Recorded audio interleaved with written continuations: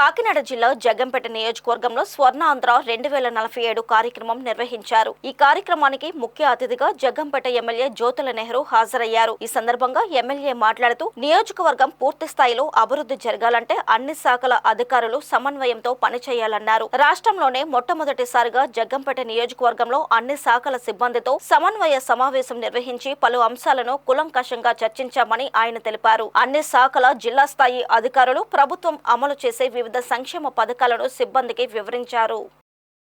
అధికారులందరూ కలిసి ఒక చక్కని కార్యక్రమం జిల్లా అధికారులతో సమైక్యంగా ఏ డిపార్ట్మెంట్ బాధ్యతలు ఏంటి అనే సవివరంగా వివరించుకుంటూ ఒక అవగాహనతో పనిచేయడానికి అవకాశం ఉండే విధంగా ఏర్పాటు చేసినటువంటి సమావేశానికి వేదికను అలంకరించిన అభివృద్ధి పథంలో ముందుకు నడిపించడానికి కారణభూతులు అవబోతున్నటువంటి అంటే ఇవాళ దాకా చేయలేదని కాదు, అధికార జగ్గంపేట నియోజకవర్గ ఉద్యోగ సోదరీమణులందరికీ కూడా పేరు పేరుగా నా హృదయపూర్వకమైనటువంటి ధన్యవాదాలు. అలాగే పత్రికా సోదరులకి మీడియా సోదరులకి ప్రత్యేక ధన్యవాదాలు. ఈరోజు మనం చేసుకున్నటువంటి సమీక్షా సమావేశం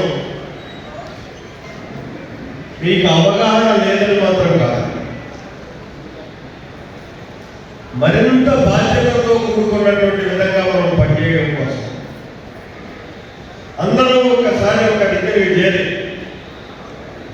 ఒక రోజంతా కలిసి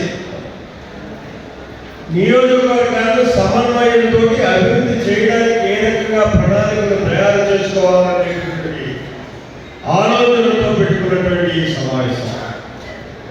అంతేగాని మీరు అందరూ కూడా విధులే, ఎవరి డిపార్ట్మెంట్లో వాళ్ళు పూర్తి అవగాహనతో వాళ్ళ బాధ్యతలను సమర్థవంతంగా నిర్వర్తించగలిగేటటువంటి అవగాహన ఉన్నటువంటి వారే. ఇక్కడ పంచాయతీరాజ్ శాఖ కూడా సంబంధించుకోవచ్చు. దానికి కారణమైనటువంటి మనం విశ్లేషించుకున్నట్టయితే ఈ శాఖలన్నీ సమర్థవంతంగా సమన్వయంతో నడవకపోవడం వల్ల వచ్చేటటువంటి నష్టంగా నేనైతే భావిస్తున్నాను. నిన్న నాకు ఖచ్చితంగా అదే అనిపించింది. ఎందుకంటే వరి అన్నదాన్ని పల్ల ప్రాంతంలో మనం వ్యవసాయం రోడ్లు వేయాల్సిన వారు పంచాయతీరాజ్ శాఖ అవగాహన.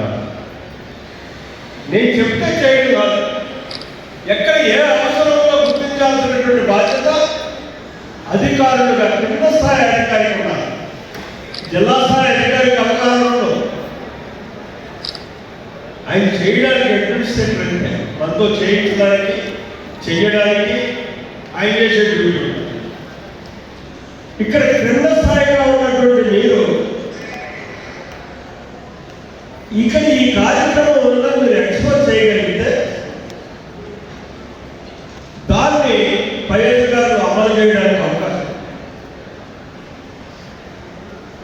ఆ విధాన లోపం వల్లనే ఈవేళ మనం తీవ్రంగా నష్టపోతున్నటువంటి పరిస్థితి. సరైనటువంటి రోడ్లు లేక, తర్వాత సరైనటువంటి కళ్ళాలు. పూర్వకాలంలోనే ఇవాళ రెవెన్యూ లైన్లు తీసుకుంటే మనకు అర్థమవుతుంది.